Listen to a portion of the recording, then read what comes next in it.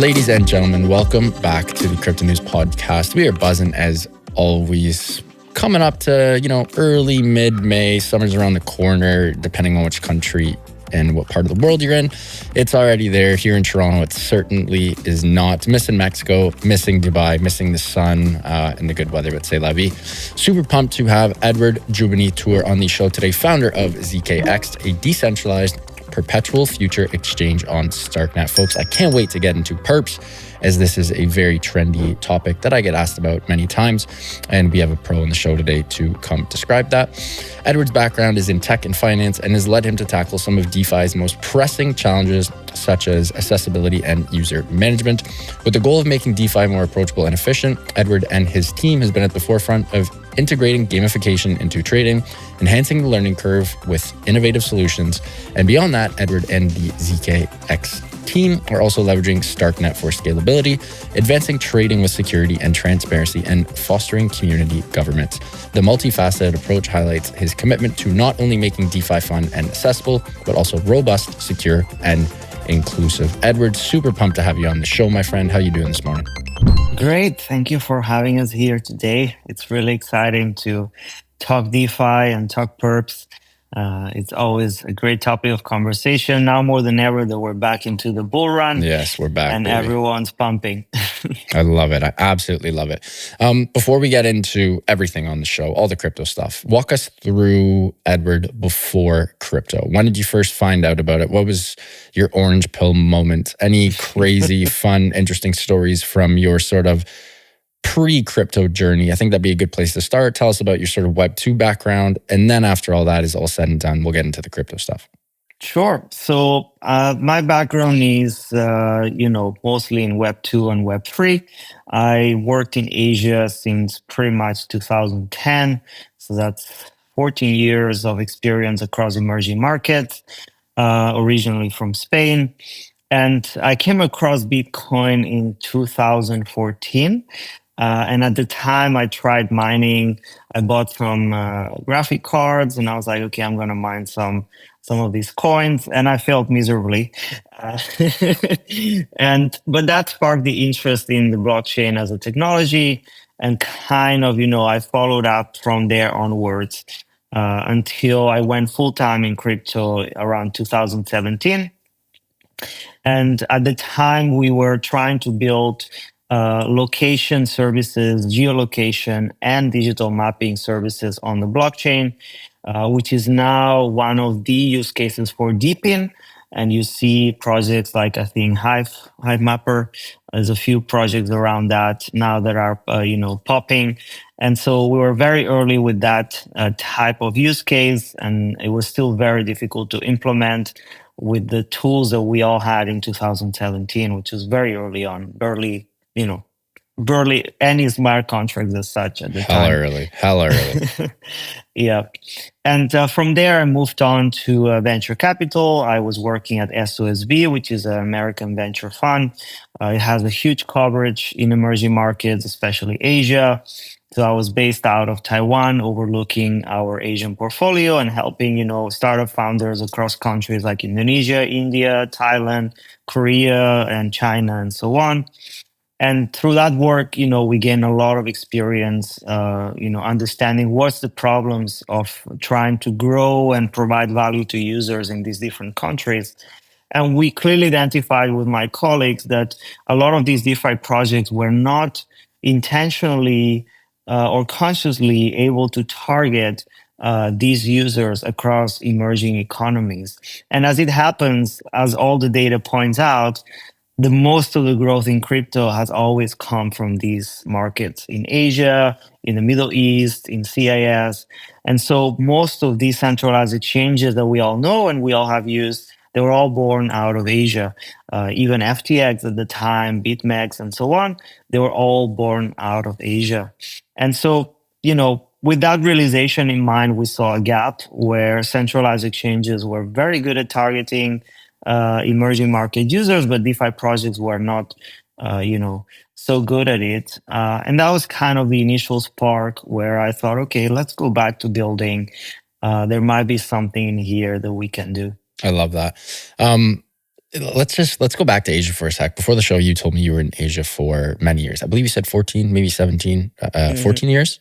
Yep. Yeah. Yep. So you're a pro. You've been there. You've done the whole, you've done the whole song and dance. People hear this all the time. Crypto's so much different in Asia. The memes are different. The narratives are different. Like, could you give a couple examples? I'd love that. If you give a couple examples of how the market is different sort of from a consumer and business standpoint. As an English native and English speaking person, I feel like I have a pretty good idea of what's going on in North America and Europe, and maybe even, places like the Middle East, Dubai, who I feel like obviously share different values and cultures than us, but do pick up on a lot of the Western sort of mimetic trends and narratives that do happen. But I'd love you to go down a nice rabbit hole here, Edward, of just sort of the real differences between crypto in Asia and the rest of the world. Sure. So I think we could start by, looking at the demographics of Asia compared to Europe or even the US.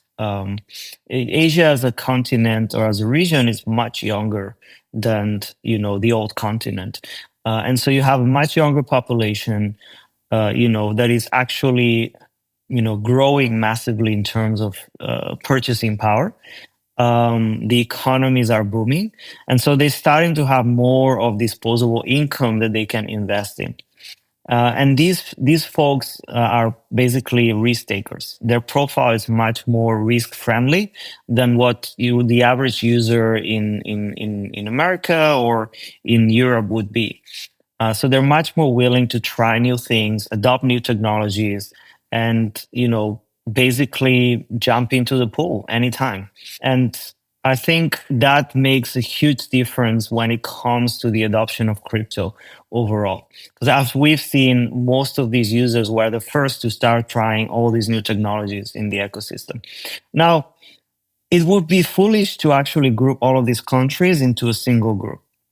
Each of them has very unique characteristics. When you talk about South Korea and Japan, these are massive markets for crypto, traditional pools of traders where people would go and try to, market their projects. What we've seen is that countries like South Korea and Japan, they're actually more willing to hold coins in the long term. They're willing to be more of a passive investor. And sometimes they're not necessarily, the most risk taker of the region. Whereas maybe the Chinese investors and the Taiwanese investors, the Hong Kongese, traditionally they'd be more looking towards derivatives and leverage trading, and they'd be more of a risk takers. So it's a very different profile. And the same goes for like the Philippines, Indonesia, Vietnam. These are the folks who initially, started farming meme coins. They started doing the play to earn. So these are people that maybe have less disposable income, but they're still willing to put, their $20, $50 to work and see some outsized returns coming back to their wallets. And so they're willing to, provide these asymmetric bets in the ecosystem. So I think there's different profiles according to each place you go within Asia. But overall, if you combine the whole population together as a crypto population, there's immense potential there for growth because they really want to try new things and they really want to participate. So yeah, I would say that's in a nutshell what I would say about Asia. And if you look at the data, Vietnam is still one of the top crypto adoption countries for crypto adoption. Same for Indonesia, same for Thailand. And the countries there, the governments sometimes have been relatively lenient and friendly towards the ecosystem. So that has helped as well, provide an environment where more of this trading activity could come online. But, having said that, these users are still very much set towards centralized exchanges. So that's one of the challenges, right? How do we bring them to DeFi and they can start using decentralized tools instead of relying on, centralized exchanges? And for that, there's still a long way to go within DeFi, but a lot has been done as well in the past year in terms of on-ramping and off-ramping in these different economies and their own currencies. How do we do that? You just teed me up. You gave me a nice little layup there, Edward. How and what is the secret sauce to take the 95% of people on centralized exchanges who never leave the centralized exchange. And again, centralized exchanges, I still believe, are some of the most clean, easy to use, well-built products in the space. Obviously, they, print the most money. So you always follow the money and you're going to find good things. I don't think anyone sort of disagrees with that sentiment in regards to centralized exchanges, sexes being just pretty world-class as far as usability, UX, UI, blah, blah, blah. But I mean, DeFi, it's tough, man. I mean, you guys are doing a great job. You guys are gamifying the shit out of the platform. A lot of PvP stuff, making it fun, making it interesting, making it not so techy. But like, what is the secret sauce to get people off centralized exchanges and into DeFi? So I would like to, be able to say it's exactly a single particular thing. But One thing. It isn't actually. It isn't. And I wish it would be, just one particular aspect that would unlock this growth and this onboarding of these millions of users that you rightly said are still sitting on centralized exchanges. The reality for us is more incremental shifts across the entire user experience of DeFi. There's a lot of different aspects to consider. One is account abstraction. So wallets traditionally have a very complex user experience. It's not easy for users to understand that they need to save their seed phrase, that if they lose their seed phrase, they lose access to their funds. An everyday user doesn't necessarily see the benefit in self-custody. Therefore, you need a conduit that allows them to replicate a similar experience they would find in Web 2, but actually with the benefits of a Web3 and DeFi environment. And that's where account abstraction comes in.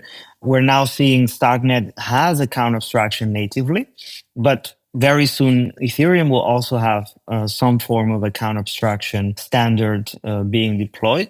And so we'll see more and more of these chains adopting account abstraction because it allows you to wrap a wallet into a smart contract and provide a lot more functionalities. You could actually embed on-ramp facilities, so you can pay with your credit card, or you can actually have a cross-chain deposit. You can have 2FAs. You can embed your account through the security of your phone, and you can basically validate transactions directly through your phone and what's called the secure enclave on your phone. And so there's a lot of possibilities there, great design possibilities around account abstraction that should really simplify onboarding for the user. And this is becoming more and more important as we see the explosion of L2s and L1s and, the cross-chain experience is becoming very, very, very convoluted for an everyday user. There's bridges and bridges and bridges and bridges Way too many. Way too many. That's one of the elements. And from there, you probably need to start thinking around localization, right? These users need to be spoken in their own language. Yeah. So English is not a viable option for them. Good point. So you need to really localize. You need to talk in their language. You need to understand what makes them tick. It might not be the same in every country. They might be looking at, using your product in different ways. Not everyone is a trader that wants to go, 250x leverage, all crazy, right? So very good point. That's some of the differences. And overall, it's a matter of actually listening to the customer. And in crypto, especially in DeFi, we have a culture that is engineering oriented. It's developer oriented. And this makes sense in the early stages of an industry where you want to drive innovation. You want to foster this sort of Cambrian explosion of new technologies and new, applications. But at some point, you need to start thinking about, how do you cater to the user? How do you bring value to them? And how do you onboard them to use these technologies? And this part of the cycle, I think that's what we're going to be facing in the next few years, where it's not only about how good are we at engineering and creating new designs within the world of DeFi, but actually how do we bring this value to the user in a way that they actually feel compelled to come to us, right? And the reality is that the numbers speak for themselves. We have a few hundreds of thousands of users actively trading in DeFi, whereas there are millions on the centralized exchanges. And so these channeling of users will need to happen through a lot of these improvements. So interesting. Great. It's just It's something I think about a lot, Edward, is how to get people on board. I mean, heck, we're recording on Wednesday, May 8th. This episode is going to air while you guys are listening to this. It's going to be Thursday, May 9th. I want to say 2 days ago, Edward, I think it was Ohio State, the top student in the class, valedictorian, whatever they may have called him. He did a speech. I don't know if you saw this. It went viral on X and Twitter. He did the speech and he was like, hey guys, buy Bitcoin. Like, central banks are fucked. Inflation is rampant. We keep printing money. It's not backed by anything. Well, war, oil, tomato. But like, it was pretty wild. And they started booing him. Like, there's like, I don't know, 100,000 people in the stadium, 50,000 people, maybe a bit of a boost by me, but they all booed him when he started talking about Bitcoin. Like, we are still so early. It's wild. And again, you and I are in this world. We do this all day. You're probably like me. It's 7 days a week most of the time.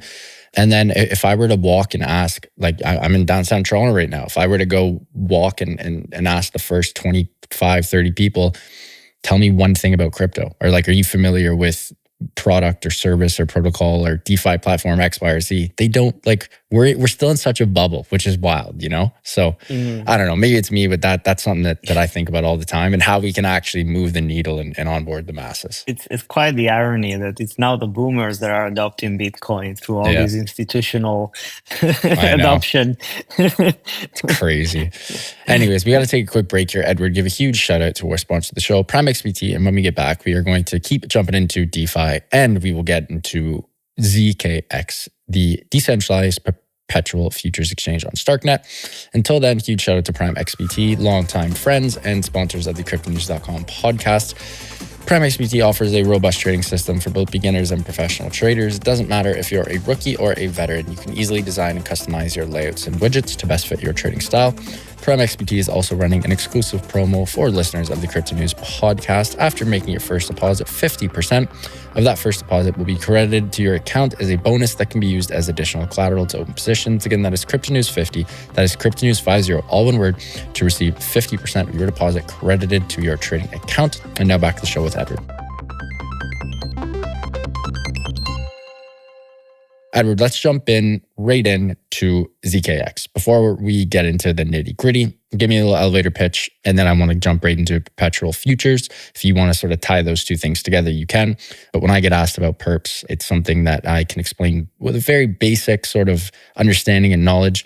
I get it when it's on screen and when I'm trading them, but explaining it is a little wishy-washy. And then, you know, how's it different from future? How's it different from leverage? Blah, blah, blah. So if you could talk about ZKX and talk about perps, and then we'll get into the fun stuff, that'd be a great place to start the second half of the show here. Awesome. All right. So ZKX wants to make perps social. That's the basic mission that ZKX has. We want to make trading social and gamified within DeFi. Our thesis is that most trading terminals and most trading experiences in DeFi right now are boring.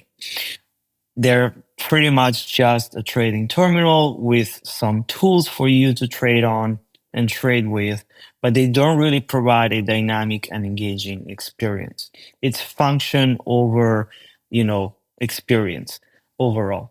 And so we think that right now there's a need for innovation that will be able to drive users towards DeFi again.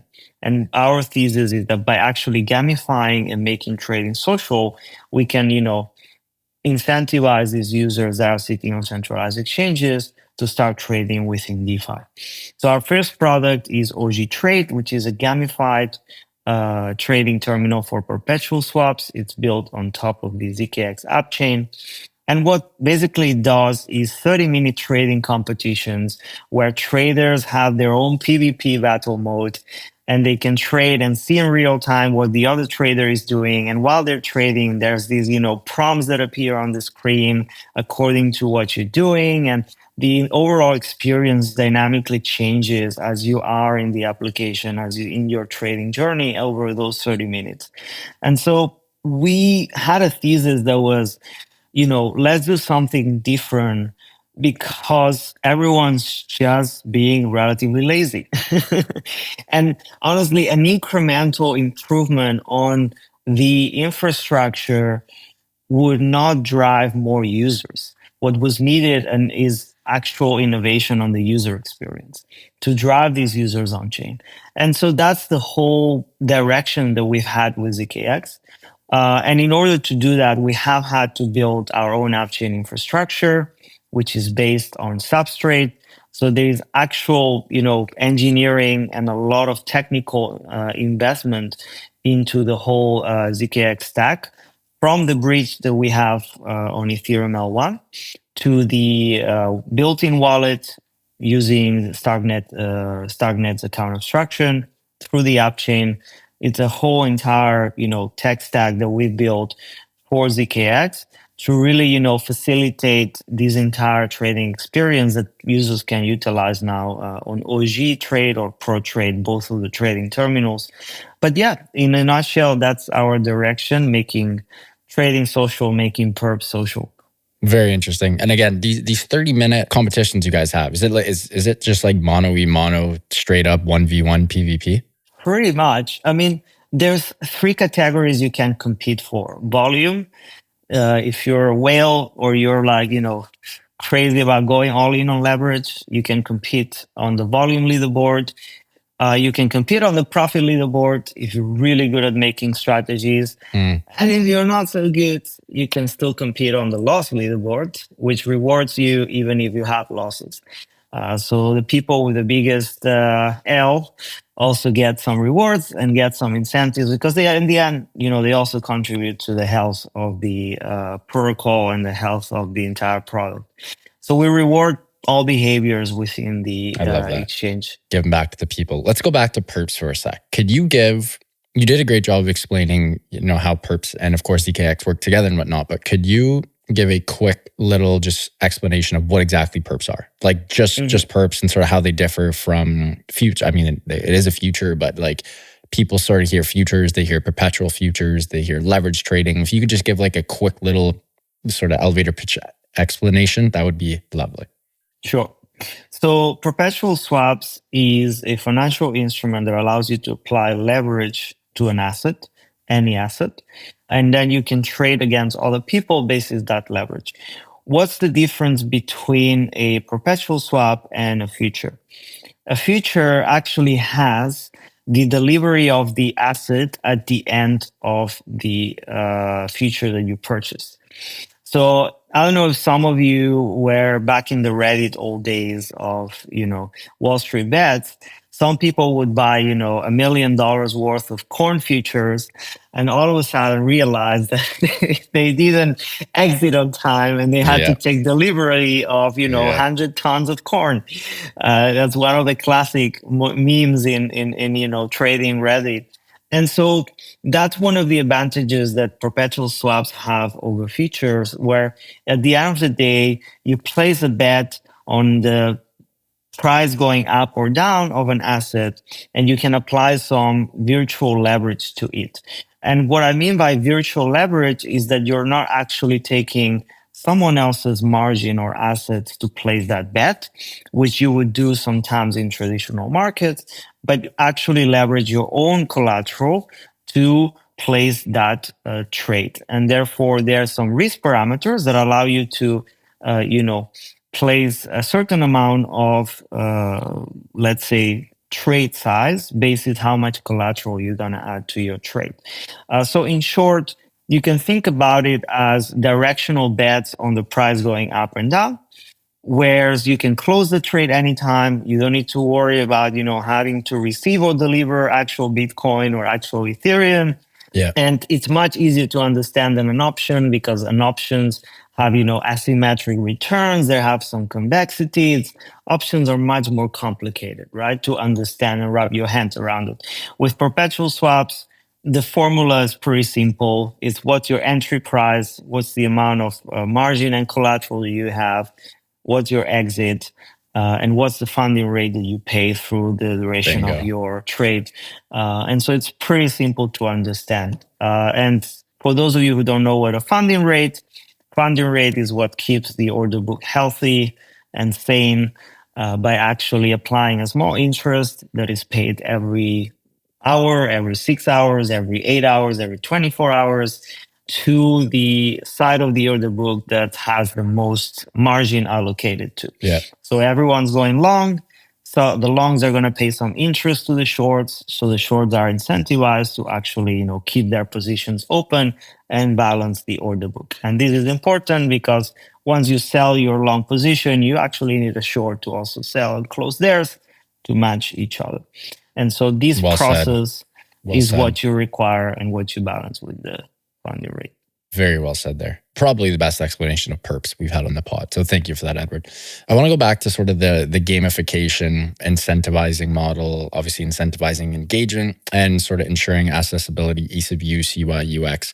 How do you and the team go about creating a very user-centric platform? Like, was this always the goal in mind? Was this like, hey, we're going to build this really cool DeFi platform that is a really good perp dex, that is also really easy for people to use? Like, was that the vision from day one? Or was it just like, let's make a money printer and then we'll figure out how to make it fun and easy? Or was it from day one, like, let's make a really good platform for the people and hope it prints money on the side?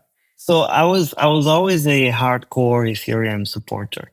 But when Binance Smart Chain came along, in the very early days where people would trade on platforms like Chicken Kebab or insert any random food name that you prefer, there was a particular platform that was called PancakeSwap that really sparked my interest. Huge. Yeah. And when they launched, it was a very counterintuitive trade and counterintuitive play in terms of, investing in crypto, because everyone was dissing on the platform. Everyone was dissing on these kind of platforms. They all thought, okay, these are just, food memes. They're just food DeFi platforms. They're not serious. They're giving, 10,000 APR. Well, that's not sustainable. And they were right. But at the end of the day, fundamentally, those platforms struck a chord with the actual everyday user, because those were very simple platforms to use. They're very understandable and palatable for an everyday user. And compared to, the DeFi platforms that you had on Ethereum at the time that were relatively complex, right? Just look at Curve, how it used to, be like. And so compared to that, it was much easier for an everyday user to use PancakeSwap. And so that sparked some realization in terms of what was required from a UX perspective. And so we thought that, okay, Ethereum has very serious DeFi and financial innovation, but it needs a layer of user experience that is actually palatable for the user. And especially more so if you think that most users come from these emerging markets where they need an easy and accessible experience. They don't necessarily have the time or the internet connection or the proper screen size to actually, spend all the time in the world to really dig into some of these more arcane and complex, DeFi protocols. And so that was some of the few realizations that we had at the time. And we understood that gamification should be at the core of ZKX early on. And some folks thought we were crazy, that, we were trying to do something very serious and scalable while at the same time introducing gamification. But that's the balance we've been trying to build since then, where we can be a serious, scalable, reputable, trustworthy platform within DeFi, yet it can still be gamified, it can still be fun, it can be still somewhere where you want to spend your time on. And I think that's the balance we want to strive. And it's hard to do it when you have, Pump.fund and all these meme things happening on Solana that kind of take the attention away from. It's wild. It is. Well said. Pump.fund. I mean, we'll give them a shout out. Like, no free ads on the show, but what a platform. I mean, a 2-year-old could use that platform, like, super easy. They explain it to you. I love how when you go on for the first time, it sort of gives you that like quick explanation card. I feel like that would help with a lot of sites, where it's like, hey, I don't even need to click like how to use it. Just, it gives it to me. I mean, pumped off like multiple millionaires have been created just off Pump.fund. That's true. And for listeners at home, Pump.fund is just, I don't even know really how to quantify it, but it's a launch pad for Solana meme coins. And until the coin hits 69K market cap, it doesn't go live. So instead of going the traditional route of like, creating the coin, going on Radium, opening up a liquidity pool, burning the liquidity, blah, blah, blah, this does it all for you just on pump.fun. So you launch your coin. You're obviously, as you launch, you have to buy. You're the first one in. And then other people can buy your coin. No team allocation. It's very decentralized, very democratized. And it's just you sort of pick the meme that you think is going to hit and hope it hits and print money. It's pretty wild. Yep. Crazy times. Meme coins have been insane. Edward, we are getting tight for time here. One last thing that I didn't get a chance to ask you. Starknet. A lot of people probably aren't too familiar with Starknet. You got to give us the elevator pitch on Starknet. Not so much the elevator pitch, but just let us know what exactly Starknet is and why you chose to build on and with them. So some people will consider Optimism and Arbitrum as the OG L2s on Ethereum. Yeah. And I would say Starknet is the actual OG L2 technology on Ethereum. Not many people know that the Starknet founding team were the early innovators of ZK zero knowledge technology. And so they were highly, regarded as contributors to the likes of Zcash and Ethereum very early on. And so as a technical team, they're incredibly talented and they really know what they're doing in terms of zero knowledge technology and building technology that can actually scale and provide some long-term stability that we can all benefit from. And so Starkware started very early on. I think it was around 2016. They started building L2s. Very early on, they had, a StarkX, which is sort of a private ZK rollup that was functioning with UIDX, with Immutable X. And so it was one of the early use cases of ZK technology as such. And it was one of the very early L2s as well that were being applied as an app chain concept, right? Like a single app working on top of a rollup. Yeah. And so there's no doubt that there's been pains and growing pains within the Starknet ecosystem, especially around the airdrop in the last few months. So that's something that we also should acknowledge. Yeah. There was quite a bit of negative feedback around the community. And I think the Starknet Foundation now is trying to, overturn that sentiment by promoting more builders and more innovation to happen on chain, as well as with the DeFi Spring campaign, which is basically allowing protocols like ZKX to provide up to 70% APY with Stark tokens in the coming months. So there's a lot going on within the ecosystem. It's just maybe, the likes of Blast with their point systems and so on have received much more hype overall. So I don't know what's going to happen in the long term because there's going to be more and more L2s coming online. But what we know is that, from a technological perspective, Starkware, Starknet are very, very, very solid. And that's something that gives us peace of mind compared to, some L2s that are just a multi-sig and a very simple, on-chain smart contract. So there you go. Very true. Edward, you were an absolute treat, my friend. Thank you so much for coming on. Really appreciate the time. This was just a blast of an episode. Before we let you go, can you please let our listeners know where they can find you personally, of course, and ZKX online and on socials? So you can find us on ZKX Protocol, on Twitter, X. You can also find us on zkx.fi, where you can try, the different trading terminals that we have. And you can find me at 0x Edward with a U on Twitter.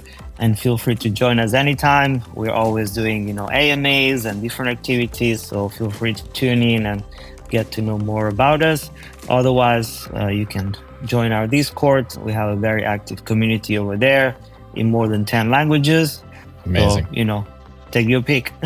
Edward, thanks for coming on, mate. Much appreciated. And wishing you and the team all the best and can't wait for round 2. Thank you. Thank you, Matt. Have a great day.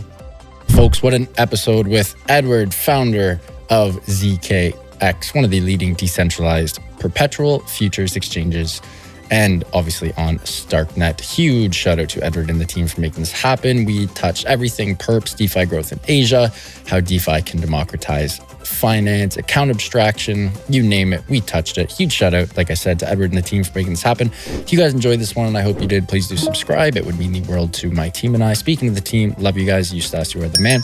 And back to the listeners, love you guys. Keep on grilling those bags and keep on staying healthy, wealthy, and happy. Bye for now, and we'll talk soon.